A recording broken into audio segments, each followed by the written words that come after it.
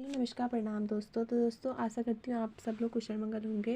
तो आज की वीडियो जो होगी हमारी वो होगी प्रस्तावना के बारे में, जिसमें हम जानेंगे जो हमारी प्रस्तावना है उसके जो शब्द हैं वो क्या क्या कहते हैं, उनके बारे में, उनका क्या अर्थ है और कुछ पॉइंट्स जानेंगे हम प्रस्तावना के बारे में। तो सबसे पहले हम जानते हैं कि जो प्रस्तावना है उसका प्रस्ताव संविधान सभा में आया कैसे। तो जो हमारी प्रस्तावना है उसका प्रस्ताव जवाहरलाल नेहरू द्वारा 13 दिसंबर 1946 को उद्देश्य प्रस्ताव के रूप में संविधान सभा में लाया गया था। और यही कारण है कि इसको उद्देशिका और प्रस्तावना दोनों के नाम से जाना जाता है। तो दोस्तों प्रस्तावना को आप शॉर्ट में ये समझ सकते हो कि जो प्रस्तावना है वो संविधान की एक तरफ से आत्मा कह लो, आत्मा है। और हम ये कह सकते हैं कि जो प्रस्तावना है वो एक छोटा सा दर्शन है संविधान का, जिसकी सहायता से हम ये जान सकते हैं कि जो हमारी संविधान है वो क्या कहता है, किस चीज़ के बारे में, वो किन तरह के न्यायों की बात करता है और जो हमारा संविधान है वो किस प्रकार की स्वतंत्रता देता है हमें। तो ऐसी कई चीज़ें हैं, एक हम छोटा सा दर्शन, छोटा रूप जान सकते हैं अपने भारतीय संविधान के बारे में। तो दोस्तों जो हमारे संविधान के विशेषज्ञ थे NK पालकीवाला, उनके अनुसार प्रस्तावना जो है संविधान का परिचय पत्र है। और जो हमें प्रस्तावना है दोस्तों, जैसे अभी हमने पिछली वीडियो में मैंने आपको बताया था कि हमारा जो संविधान है वो 60 देशों के अध्ययन करने के बाद बना है, जिसमें ब्रिटेन से कुछ चीज़ें ली गई हैं, अमेरिका से कुछ चीज़ें, कनाडा, ऐसी कई अन्य देशों से कई चीज़ें ली गई हैं। तो जो हमारी प्रस्तावना है उसका जो विचार है वो तो अमेरिका से लिया गया है, लेकिन जो प्रस्तावना की भाषा है वो ऑस्ट्रेलिया से ली गई है। और संविधान में दोस्तों कुछ शब्द हैं जैसे स्वतंत्रता, समानता और बंधुत्व, ये सब जो है ये फ्रांस से यानी फ्रांसीसी क्रांति से ली गई है। और कुछ शब्द हैं जैसे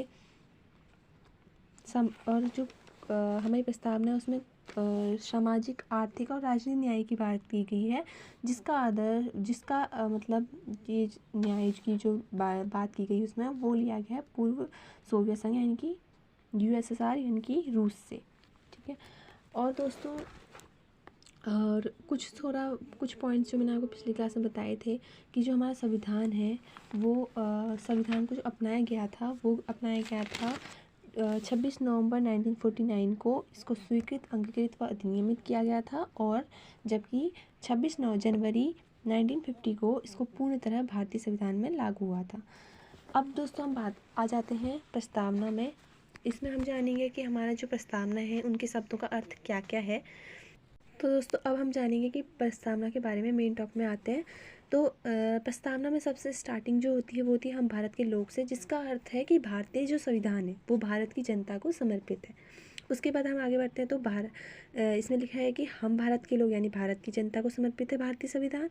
फिर है भारत को एक संपूर्ण प्रभुत्व संपन्न से अर्थ है कि जो भारत का जो भारतीय जनता या भारत जो है अपने निर्णय लेने के लिए वो किसी के लिए बाध्य नहीं है, वो स्वतंत्र है, निष्पक्ष, मतलब वो अपने निर्णय खुद ले सकता है।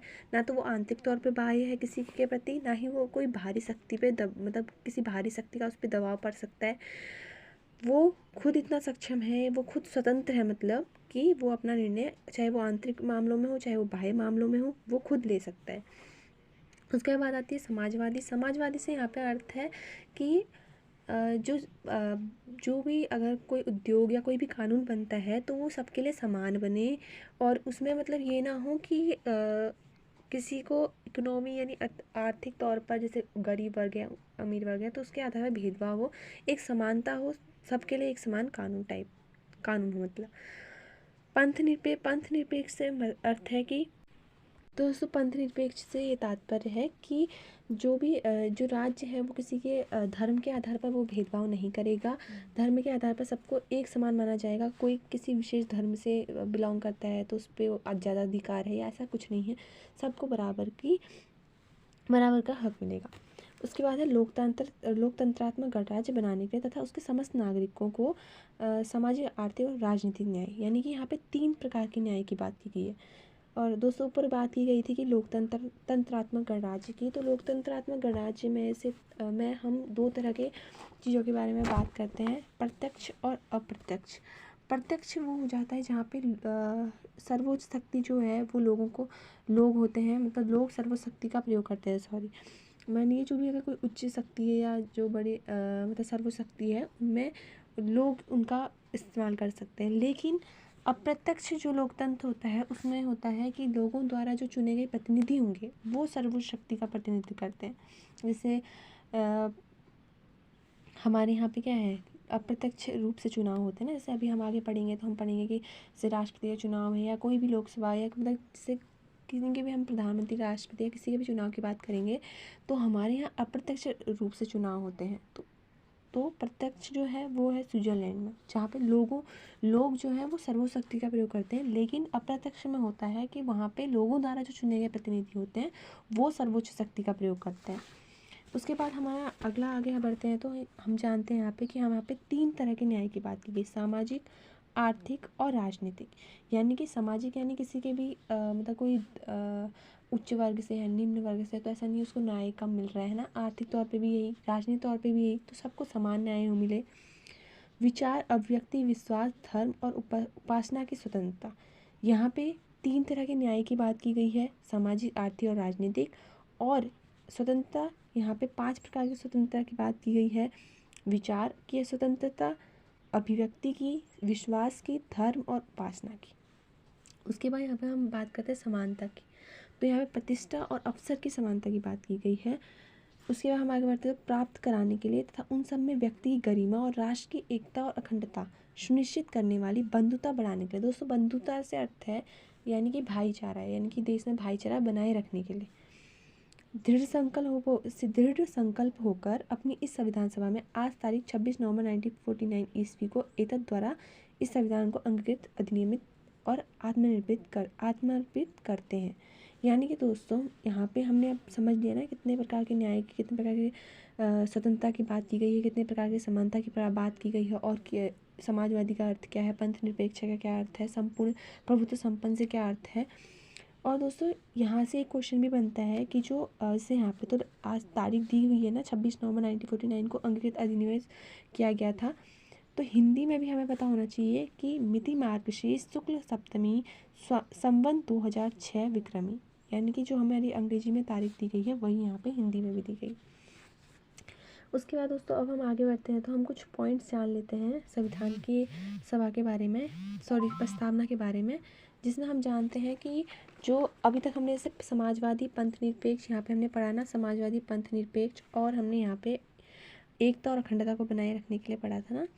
तो एकता और अखंडता की जो यहाँ पे बात की गई थी, तो ये जो 3 शब्द थे समाजवादी, पंथ निरपेक्ष और अखंडता, दोस्तों ये शब्द संविधान में प्रस्तावना में 42वें संविधान संशोधन 1976 द्वारा जोड़े गए थे।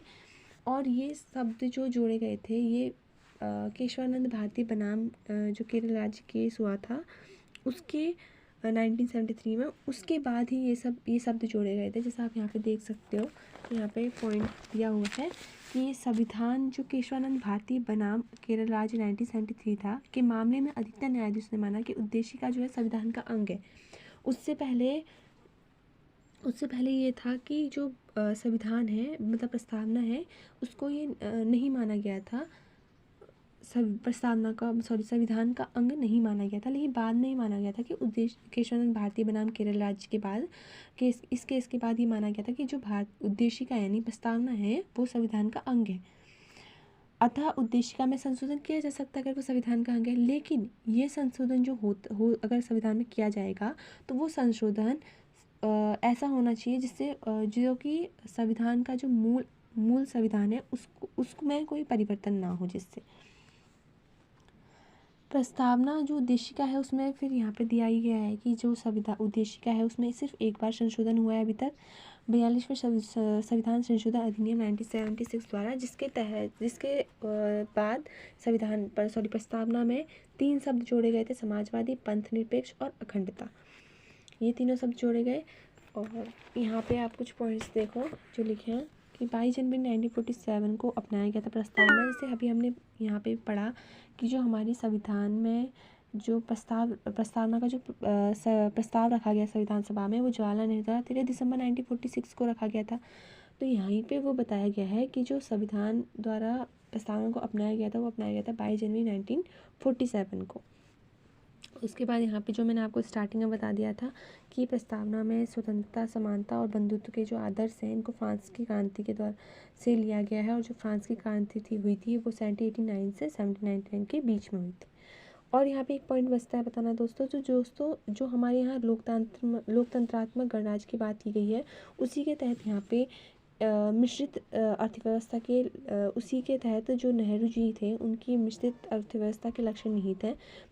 मिश्रित अर्थव्यवस्था में क्या होता है, इसमें प्राइवेट और पब्लिक यानी निजी और सार्वजनिक दोनों का प्रभुत्व रहता है। जैसे सार्वजनिक से अर्थात है यानी पब्लिक सेक्टर, जिसमें गवर्नमेंट का ज़्यादा प्रभुत्व रहता है, जो सरकारी होते हैं ना। और प्राइवेट यानी निजी में हो जाएगा जो किसी एक के हैं, मतलब जैसे प्राइवेट बिजनेस हो गया या जो भी है, ठीक है। उसके बाद है तो दोस्तों आशा करती हूँ आप लोगों को कुछ पॉइंट्स समझ में आए होंगे प्रस्तावना में, या थोड़ी हेल्प मिली होगी प्रस्तावना के टॉपिक को समझने में। अगर कोई भी डाउट होता है आप कमेंट बॉक्स में कमेंट करके पूछ सकते हो।